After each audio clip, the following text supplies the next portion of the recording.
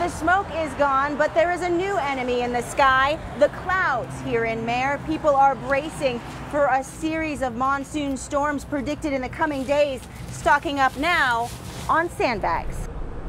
Big Bug Creek's right here. Emily Waddell's house in Mare built to stay dry in a 100-year flood, but that may not be enough. The last couple of days, they're saying there's going to be a 1,000-year flood. This trickle of a creek could swell in seconds, dragging whole trees downstream. It's supposed to rise above this bridge. Everybody should be concerned. Yavapai County's flood warning specialist is checking gauges and holding emergency meetings today. Heavy rains are predicted over the Goodwin FIre burn scar starting Sunday. The steep canyons with no vegetation, a perfect scenario for flash floods. Don't go out and stand by the edge of the creek to see what's happening, because water can come up and wash them away. New flash flood gauges were just installed to give at least some warning. One gauge is up from Emily Waddell's place. Yeah, we'll see what happens with the floods.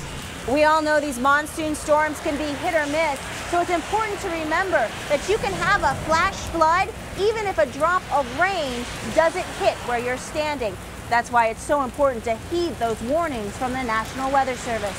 In Mare, Melissa Blasius, ABC 15 Arizona. And our Weather Action Day continues into the night. We're going to have updates for you throughout the newscast. You can also download the ABC 15 mobile app to check conditions wherever you are.